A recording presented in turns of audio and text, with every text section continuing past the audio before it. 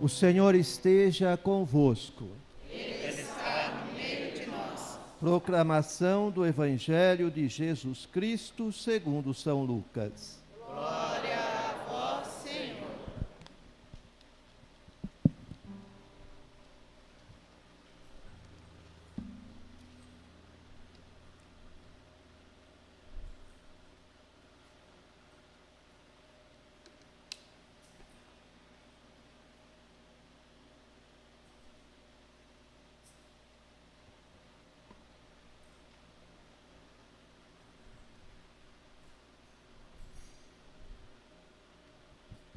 Naquele tempo, Jesus entrou num povoado e certa mulher, de nome Marta, recebeu-o em sua casa. Sua irmã, chamada Maria, sentou-se aos pés do Senhor e escutava a sua palavra. Marta, porém, estava ocupada com muitos afazeres. Ela aproximou-se e disse: Senhor, não te importas que minha irmã me deixe sozinha com todo o serviço? Manda que ela me venha ajudar. O Senhor, porém, lhe respondeu: Marta, Marta, tu te preocupas e andas agitada por muitas coisas. Porém, uma só coisa é necessária. Maria escolheu a melhor parte e esta não lhe será tirada. Palavra da salvação. Glória a vós, Senhor.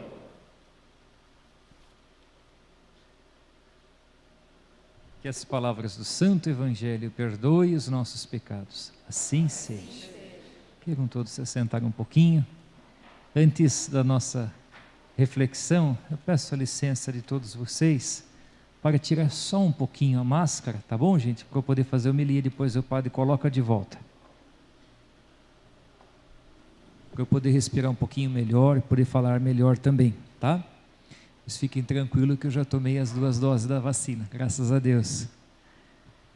Queridos irmãos e irmãs, querido diácono Valmir, hoje estamos celebrando também o dia de São Benedito, o mouro, o negro, e este santo muito querido pela igreja. Ele destaca exatamente na sua vida, na sua história, a forma tão peculiar, tão humilde de se professar a sua fé, se colocando à disposição, a serviço dos irmãos. Ele que foi franciscano, e ontem celebrávamos o dia de São Francisco de Assis. São Benedito foi franciscano e, ingressando na ordem franciscana, vivendo em comunidade enquanto franciscano, ele se dedicou aos trabalhos mais simples, mais humildes, incluindo trabalhar até mesmo na cozinha. Por isso que ele também é tido como o padroeiro dos cozinheiros. Foi superior da ordem por um certo tempo, e depois que passou-se o tempo em que ele foi superior, voltou àquela função mais humilde, mais simples, de ser aquele que preparava os alimentos para os seus irmãos da sua comunidade. Eu quero aqui destacar exatamente na figura de São Benedito a sua maneira de ser, não deixando se contaminar, se levar pela corrupção do poder, que faz com que as pessoas oprimam e explorem uns aos outros, acreditando ser melhor e maior que os outros, baseado naquilo que faz ou baseado na função que exerce. São Benedito nunca perdeu a sua simplicidade e a sua humildade, porque reconhecia que o Todo-Poderoso, sim, é Jesus, sempre foi e sempre será, e todos aqueles que estão no mundo estão a serviço de nosso Senhor Jesus Cristo. Portanto, não tem motivo para se envaidecer, não tem motivo para se gabar, para se orgulhar de nada. Ao contrário, deve com humildade reconhecer que tudo que sabe fazer, só sabe fazer bem feito, graças a nosso Senhor Jesus Cristo, graças à ação do Espírito Santo, que nos capacita para dar o nosso melhor, para fazermos o nosso melhor, pensando no bem comum. E São Benedito tinha essa consciência. E ele deixa esse exemplo para todos nós. É lógico que agora ele já se encontra no céu com Deus, intercedendo por nós, e nós pedimos a sua ajuda espiritual, mas além disso, é preciso bem mais compreender melhor a história de cada santo e santa de Deus, para podermos então nos inspirarmos nestas vidas marcadas por amor, para poder então vivermos com coerência, com sinceridade de coração a nossa fé. Nós ouvimos a palavra de Deus e quero aqui partir a nossa reflexão da primeira leitura, retirado da profecia de Jonas, uma história bastante conhecida por todos nós. Acredito que todos nós, pelo menos uma vez na vida, já ouviu falar do profeta Jonas, ou não? Aquele que foi engolido pela baleia e depois cuspido na praia de Nínive, né? E o que chama atenção neste livro, gente? A teimosia desse profeta que insistia em resistir à vontade de Deus, que queria conduzi-lo à cidade de Nínive, que era a capital da Assíria. O império assírio era um império muito agressivo, muito violento. E por que Jonas existia em não querer ir para Nínive, para aquela cidade? Ora, porque ele, sendo israelita, ele tinha exatamente uma mágoa, um ranço daquele povo, porque o império assírio havia invadido Israel, havia matado inúmeros israelitas e havia destruído as suas cidades. Então havia um ranço entre os israelitas e os ninivitas. E quando se há ranço, e quando se há mágoa, e quando se há rancor, há uma resistência, porque aqueles que guardam esse sentimento no seu coração não querem o bem, mas o mal das pessoas.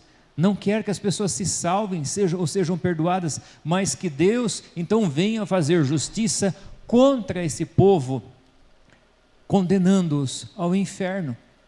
E era exatamente esse o sentimento nutrido, sustentado no coração do profeta Jonas, que não queria que os ninivitas se convertessem, mas ao contrário, se perdessem, e que Deus pudesse então fazer justiça, se vingando daquele povo que tinha feito tanto mal contra os israelitas. Mas veja, gente, veja que Deus não é vingativo, veja que Deus não faz justiça querendo punir as pessoas ou condená-la ao inferno. Ao contrário, Deus faz justiça perdoando. Deus faz justiça com misericórdia, com compaixão. Deus quer a salvação das pessoas e não a sua condenação. No coração de Jesus não há rancor, e no coração do Pai também não. Entendamos bem isso. Assim compreendemos que Deus em nenhum momento busca fazer justiça apartando as pessoas dele, mas ao contrário, quer, através do perdão, trazer os filhos de volta para perto de si. Então aqui observamos o esforço de Deus em querer salvar aquele povo, sim, e para isso encaminha o seu porta-voz, encaminha esse profeta. Ele escolhe exatamente um israelita para ir naquela cidade, a fim de anunciar àquele povo que, se estes não viessem a se converter, com certeza se perderiam, com certeza morreriam.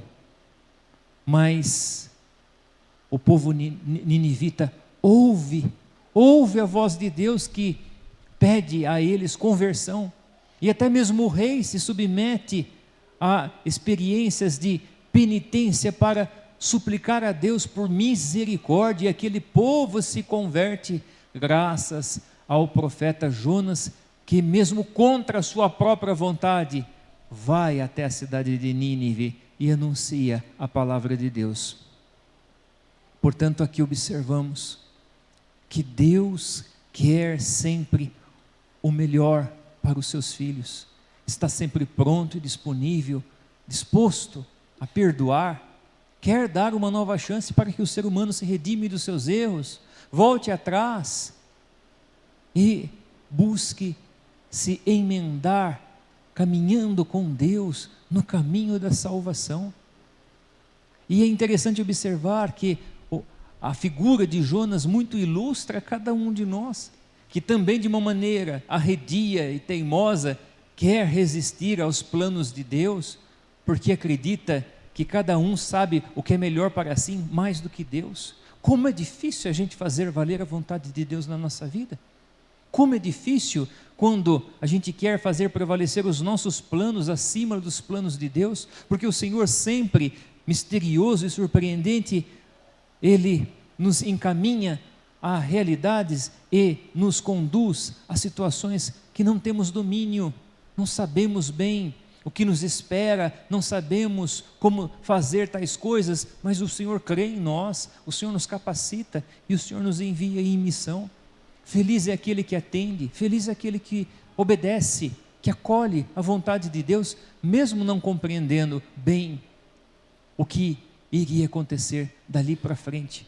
Assim acontece também com São José, castíssimo esposo da Virgem Maria. Antes mesmo de se casar com Nossa Senhora, ele é surpreendido tendo a Virgem Maria já grávida, né? Ou seja, ali ele não sabia o que estava acontecendo, como pode a sua noiva já estar grávida e ainda por cima, sendo uma gravidez um tanto misteriosa, proveniente da ação do Espírito Santo. Ele pensa como um ser humano, raciocinando e decidindo abandoná-la em silêncio, para que não viesse a Virgem Maria correr o risco de ser morta publicamente a pedradas.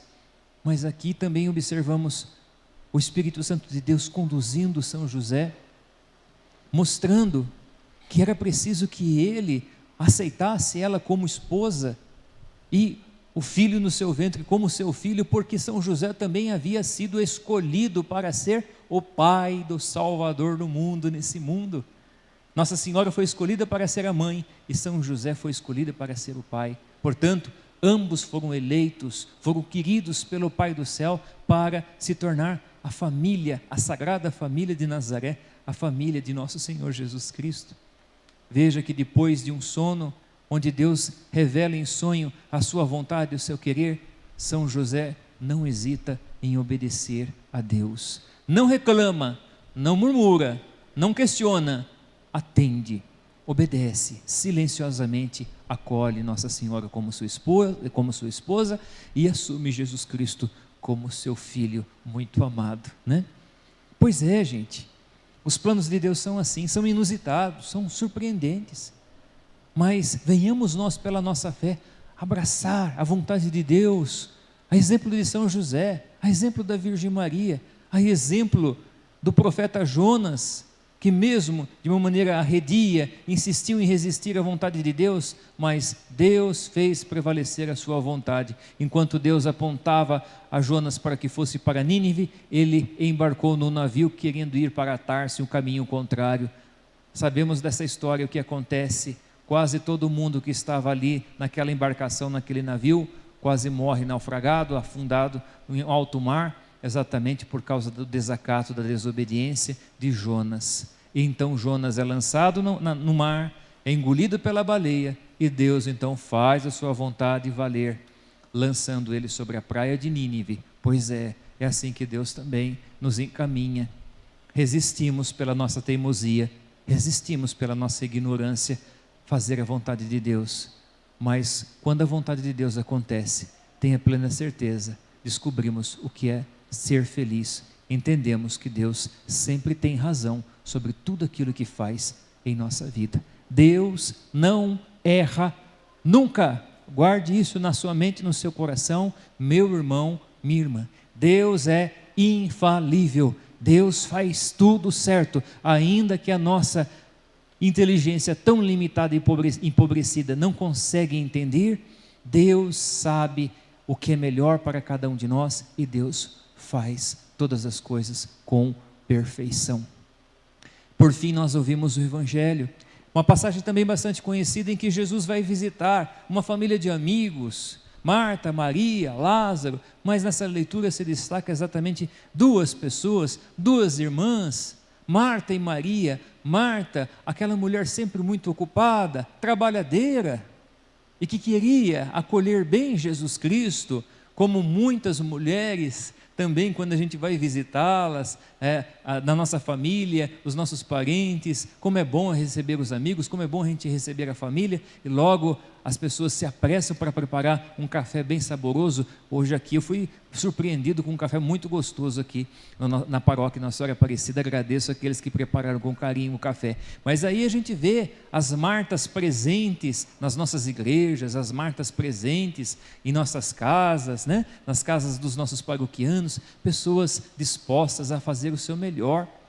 E Marta, por sua vez, aqui no Evangelho, ela então sempre é apressada, querendo fazer o seu melhor para Jesus Cristo, e fica um tanto indignada com a conduta da sua irmã Maria, que por sua vez, ao receber Jesus Cristo em sua casa, se assenta aos seus pés para ouvi-lo. E Marta então chama a atenção de Jesus dizendo: Senhor, o Senhor não se importa pela minha irmã que está aí sentada aos seus pés, te ouvindo e não fazendo nada? Veja que Jesus repreende Marta com amor, com carinho, mostrando que Maria havia feito a melhor escolha. E por que Jesus disse isso a Marta a respeito de Maria? Porque é preciso também, além de trabalhar e dar o seu melhor, ouvir o que Deus tem a nos dizer, ouvir o que Deus quer de nós. A vontade de Deus também é apresentada, é manifestada através das suas palavras. Ouçamos com atenção o que Deus tem a nos dizer, para então colocarmos a mão na massa. Caso contrário, gente, corremos o risco de nos perder. Mesmo querendo fazer o bem, corremos o risco de errarmos, de vacilarmos. Por quê, gente? Porque precisamos de instrução, precisamos de orientação, precisamos de Deus que nos fale o que afinal Ele espera, o que Ele quer de cada um de nós. Ambas são importantes na vida, né? Sermos um pouco de Marta e um pouco de Maria. Maria que reza, Maria que ouve, Maria que contempla Jesus Cristo, como cada um de vocês estão fazendo aqui agora nessa Santa Missa. Agora vocês estão vivendo a experiência de Maria que reza, de Maria que ouve, de Maria que canta, de Maria que quer beber dessa fonte que é o amor de Jesus Cristo, para voltar para casa, para voltar para a sua realidade, para a sua rotina, a fim de então assumir o papel de Marta. Marta que trabalha com carinho, com zelo, com amor, porque já foi instruída enquanto esteve na igreja participando da Santa Missa. Veja, portanto, que as duas devem estar presentes dentro de nós, Maria e Marta, as duas juntas. Uma que trabalha, outra que ouve e se instrui. As duas unidas faz com que a vontade de Deus aconteça e se realize plenamente na nossa vida. Que Nossa Senhora Aparecida nos ajude a bem entender a palavra de Deus, nos ajude a sermos fiel, obediente à vontade do Senhor. É ela que é um modelo máximo para cada um de nós. Ela que sempre guardou no silêncio do seu coração tudo o que contemplava na vida e na missão de seu Filho Jesus Cristo. Que ela sempre nos ajude a bem seguirmos os passos de Jesus, que ela nos acompanhe nessa longa jornada que temos rumo ao céu. Louvado seja nosso Senhor Jesus Cristo.